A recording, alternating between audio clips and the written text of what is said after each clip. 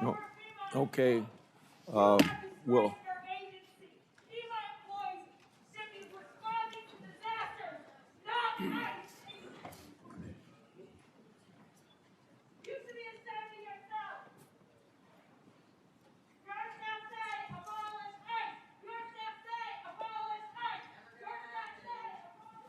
Steve Bannon, long an advisor to the president, one of his earliest public supporters, recently said that ICE should be deployed at the polls in the next election. Will you rule out the deployment of ICE or CBP to polling places this November? There are no plans to have ICE officers at our polling locations. And I'm glad to hear that, but would you rule it out? Would you say it will not happen? do you plan on illegal aliens voting in our elections, Senator? I do not. In Okay, fact, then the there should be Heritage no need to, Foundation, unless you plan on illegal Madam aliens Secretary, voting. the Heritage Foundation recently concluded that over a 20-year period where they reviewed hundreds of millions, billions of voting cases, they found only a small handful of actual cases of illegals voting. So I'm concerned by your rebuttal, which suggests you may be unfamiliar with 18 U.S.C. Section 592.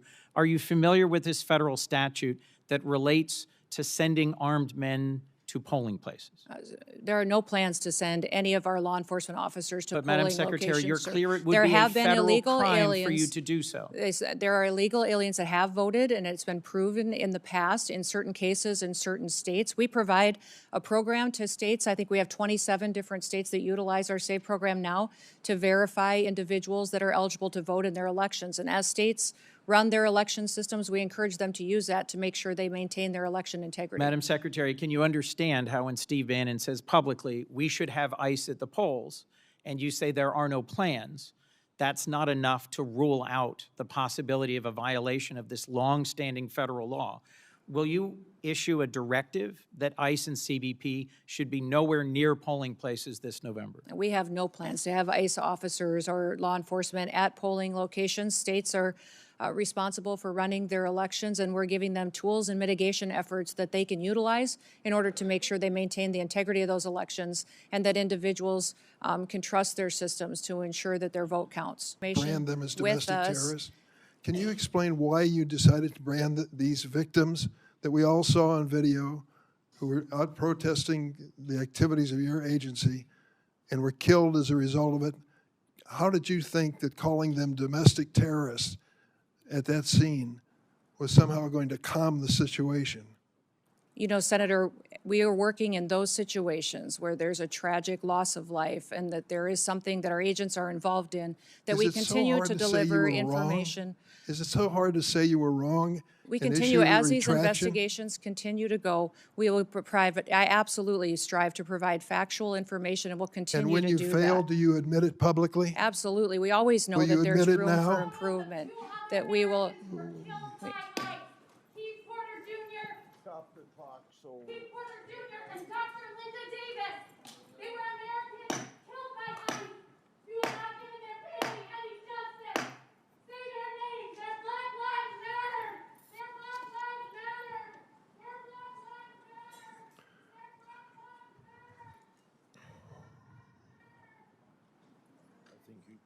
Could you explain this?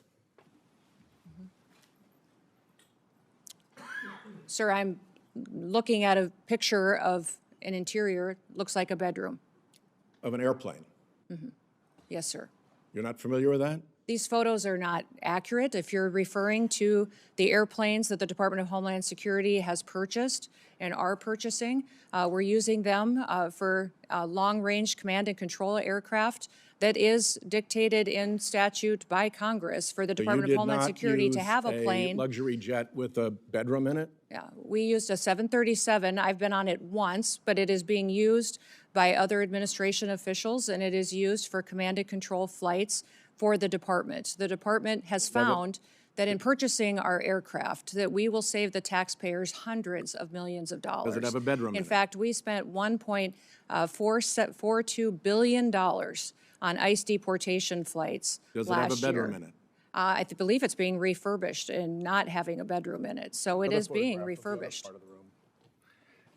What kind of deportee justifies being flown out of the country in a luxury jet with a bedroom and accommodations? like this? There are aircraft being purchased that will be utilized for executive air travel and for deportations. Well, your If you people remember said in the that this past, was we gonna have be used deportations. jets of this size and this configuration for deportations in the past. If you remember In this configuration, by this configuration, you mean I with a didn't see bedroom the and inside of luxury them. accommodations like this, That you've plane- used for deportations. Is that true? Sir, we have 737s that are being purchased by the department to replace contracts that we have on ICE deportations. That's what they're going to be used for. And in fact, the Coast Guard is the only entity within the Department of Homeland Security that has jets at this point in time. They had two G5s that were 20 to 25 years old Let me ask that are you being about replaced the so that they can response continue to serve our from Coast Guard and our military Some senior for administration years to come. officials about these aircraft.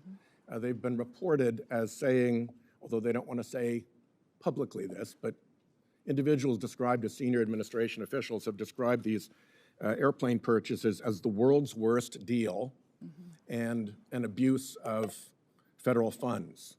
Can you tell me what the Republicans on this committee who voted for what I call the billionaires bill that gave you the money to buy these jets knew about your plans to acquire luxury jets when they voted for that money? The dollars for these airplanes was appropriated by Congress. In fact, it's mandated from Congress and rules that you've given us that we need to have a long-range command and control aircraft that will seat up to 17 people in the Department of Homeland Security for national security purposes. We are complying with the law. Those planes are being refurbished and will be utilized we'll for that, see. and they'll be quick utilized questions by in my members of last the minute, if you don't administration and mind. other components. First, They will also cut our costs, sir, First, in my last by minute, almost if you don't mind, 40%. We are saving the you- taxpayer 40% by purchasing our own aircraft May I and have a operating minute? them rather than being susceptible to the contracts that they have today. With the fact that you have spent $220 million running television advertisements that feature you prominently. Sir, the president tasked me with getting the message out to the country and to other countries where we were seeing the invasion come from, with putting commercials out that told them that if they were in this country illegally, that they needed to leave, or we would detain them and remove them, and they'd not get the chance to come back to America the right way. That has been extremely effective. Ask you to run these advertisements, is that right? We had that conversation, yes, before I was put in this position and sworn in and confirmed, and since then as well. Okay. Did you bid out those service contracts? Yes, they did. They went out to a competitive bid, and career officials at the department chose who would do those advertising commercials. And the people that you ended up picking were people who had formerly done your political work back in South Dakota, is that right? No, that's not correct, sir. I think it is. No, it's not, sir. The individuals who, I believe the careers who they chose were two different media firms. There's been conversation about their subcontractors, but we have no legal authority to look into subcontractors on work like that. Okay. And you're saying that you're testifying that President Trump approved this ahead of time? Is that my understanding? We had conversations about making sure that we were telling people. No, ma'am. I'm asking you, sorry to interrupt, but the president approved ahead of time you spending $220 million running TV ads across the country in which you are featured prominently. Yes, sir. We went through the legal processes, did it Did correctly. the president know you were going to do OMB. this? Yes, He did? yes. Okay. Does DHS, Madam Secretary, operate on any quotas or numerical targets for immigration arrests every day? No, Senator, we do not. We do targeted law enforcement operations going after those worst of the worst criminals that are here I would certainly illegally. prefer it if you did targeted operations against the worst of the worst. But just last year, Stephen Miller, who's the president's Homeland Security Advisor and Deputy Chief of Staff, went on Fox News and said, we're setting a goal, a minimum of 3,000 arrests for ICE every day. And President Trump is going to keep pushing to get that number higher and higher. He's the Deputy Chief of Staff and Homeland Security Advisor. and he oversees immigration policy for the president. What's your response to his public quote? Sir, there is no quotas at the Department of Homeland Security. When we do law enforcement operations, we do them on targeted enforcement, getting public safety threats off of our streets and out of our communities to protect the American people. Thank you. In the last minute left, will you tell us the real implications of this shutdown on men and women that stepped up to serve our country in the highest way to keep our homeland safe and secure? Yes, I'm grateful for our TSA law and security officers that are still showing up and doing their jobs, running those security checkpoints, even though they're not collecting a paycheck. A couple of the stories that I had heard when I spent time with them just in recent days was one individual whose wife needed cancer treatment, $1,200 treatment that he couldn't afford, and had to go and borrow money so she could get her cancer treatment because he wasn't getting his paycheck. Another individual who had 9 children was raising 2 of his grandchildren as well, that was struggling to pay his bills, took a nighttime job as a welder just to try to keep food on the table for the responsibilities that he had. These people joined TSA because of 9/11, because they want to be a part of keeping people safe in the United States and defending our homeland. Beyond that, FEMA, our ability to fund disaster response is virtually gone. It needs to be refunded. Our FEMA employees are out there doing work every single day, but we have 10,800 individuals that are funded out of the Disaster Relief Fund that could potentially not be there for them and not respond to individuals who need it when they have those terrible storms or devastating crises. So what I want to know is, when are you going to get down to the original footprint as promised to us? We're continuing to work at that, although those investigators will continue to stay there to get to the bottom of that fraud, to make sure that those vulnerable people that rely on those programs actually get services from those federal dollars that are spent, that it's not stolen by criminals and used by individuals to enrich themselves and send it out of the country. Secretary Chung-Lee Tao, are you aware that agents bashed in the door of a U.S. citizen, a Hmong elder with no criminal record? I can't speak to the specifics of that case. Did you case. see the photos of that man being dragged out of his house in Crocs and in his underwear? Yes, I did. Do you believe that he was involved in fraud? I do not know where that status of that investigation is. Are you aware that he is a son of a beloved nurse that treated our soldiers in Vietnam? I believe that we have laws in this country that need to be enforced and need to be applied equally to everyone. Speaking of enforcing the laws and following the laws, did they have a judicial warrant when they rammed through an American citizen's door? Our law enforcement officers follow the same protocols and procedures that all law enforcement do. Are you aware that he tried to show his identification to show that he was an American citizen and they didn't want to see it? Again, these officers conduct themselves in processes. If something was done inaccurately, then certainly we will make sure that we correct it and rectify it in the future. Are you aware that the person they were looking for was in prison and had been in prison for years? Yes, I am. That's a target. Yes, we do targeted operations going after and looking for. Do you agree that it is unacceptable for your agents to ram into someone's door and drag someone out in their underwear and below 0 temperatures when they have the wrong guy? Our officers conduct targeted operations and utilize the law processes that are given to them and the tools. You will not answer that you think that's wrong. They needed to identify that individual, and they couldn't identify him by looking at his identification. Instead, they had to drag him out, throw him in a car, and drive him around for an hour. How about pulling off-duty police officers, Madam Secretary, every single one of whom made clear who they were? They were people of color, off-duty police officers. In Brooklyn Park, Minnesota, the chief described how one off-duty officer, someone of color, a U.S. citizen, was stopped and confronted by ICE agents with their guns drawn, demanding her proof of citizenship. As Chief Bruley said, I wish I could tell you that this was an isolated incident, but other chiefs said it had happened to their own officers. So why am I disappointed with Secretary Noem? Because we're not going after enough people who did this damage at the expense of running numbers that Stephen Miller wants out of the White House. We just want numbers. We want 1,000 a day, 6,000 a day, 9,000 a day, because numbers matter, right? No, they don't matter. Quality matters, not quantity, quality. And what we've seen is a disaster. Under your leadership, Ms. Noem, a disaster. What we've seen is innocent people getting detained that turn out are American citizens. I could talk about the culture that's been created here with Stephen Miller aiding and abetting. I heard first reports that he was the one that said it was a domestic terrorist situation where 2 people lost their lives in Minneapolis. I've heard that report. Maybe you can refute it. I don't know that we'll have time for you to respond because I'm giving you a performance evaluation here. I'm not looking for a response. And I'm saying, Ms. Noem, that time after time after time I've been disappointed. But before I get back to looking at the vicious people that did this damage to these families, I want to talk a minute about FEMA. You have a policy right now that anything over $100,000 has to go through your desk for approval.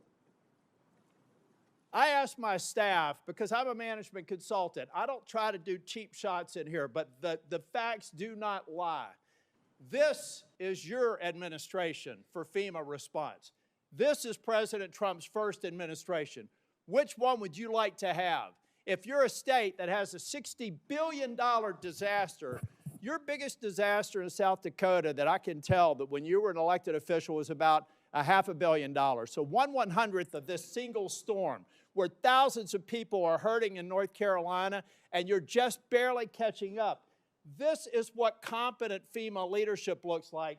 This is what incompetent FEMA leadership looks like. And people are hurting in Western North Carolina from the most significant storm they've ever experienced. This is what we need more of. I'm convinced you can't do it. If you're requesting a review of $100,000 and up, then it begs the question, why? Why would you be involved in that? Why would that be a policy? And in a minute, I'll ask about some people that are involved, some special government employees. Why are they involved in it? Thank you. Senator, no, that you can finish that $100,000 only had to do. And I will hold the clock until I finish. Okay. The bottom line is, I've done the analysis.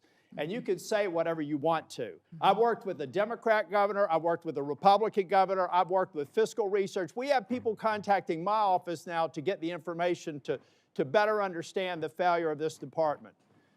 You failed at FEMA. And in fact, if I get to it, actually, why don't I cover this right now? The Homeland Security Act of 2002 expressly prohibits the Secretary of Homeland Security from restricting or diverting FEMA resources from the agency's mission.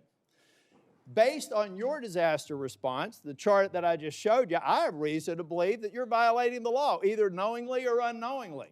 So I'll be asking and getting a submission to the record, submitting a question for the record, what the total amount of FEMA reimbursements are currently being held by DHS, awaiting for final approval.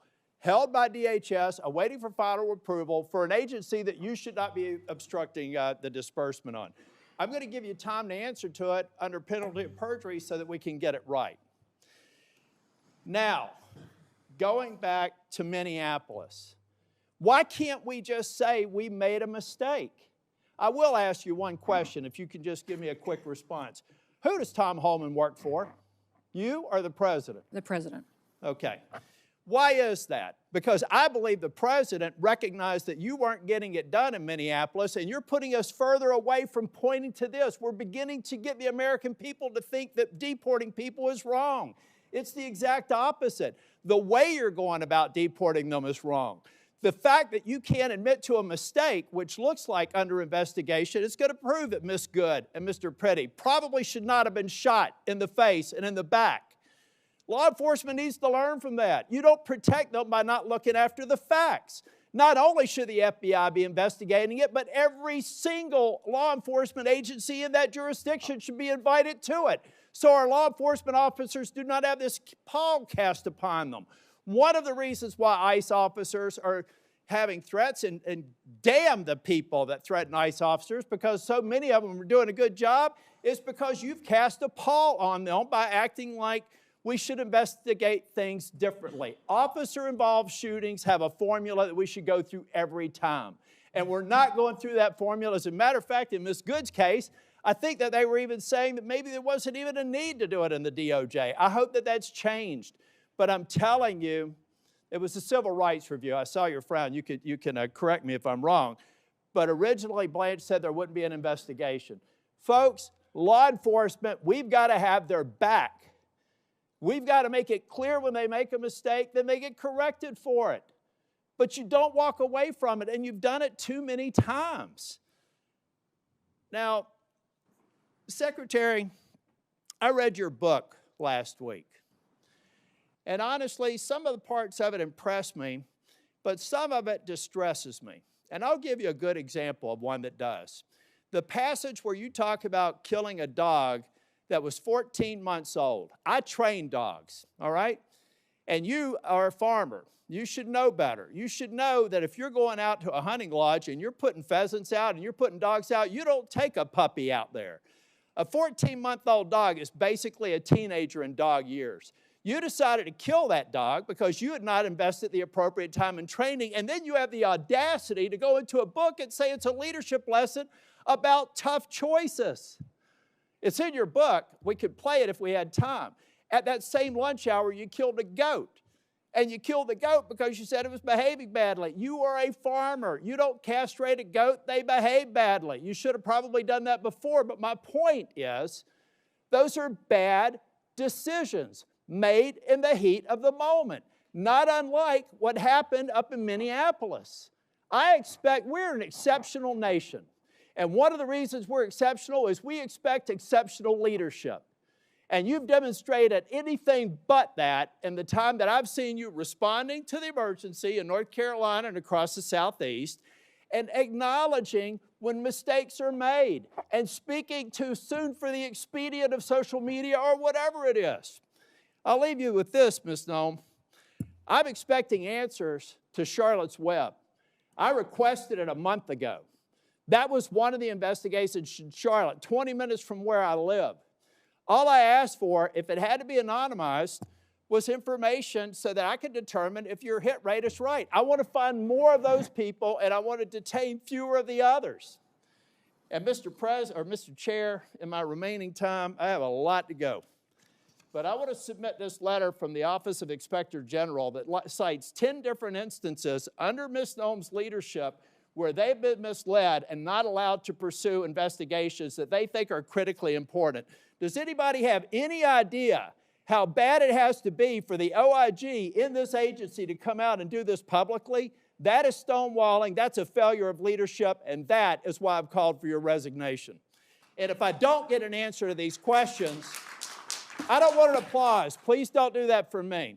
If I don't get an answer to these questions, if I don't get an answer that you've had a month to respond to, and the remaining ones, as of today, I'll be informing leadership that I'm putting a hold on any en-bloc nominations until I get a response. And in 2 weeks, if I don't get a response, I'm going to deny quorum and markup in as many committees as I can until I get a response. Thank you, Mr. Chair. Okay. Now it's Senator Booker's turn.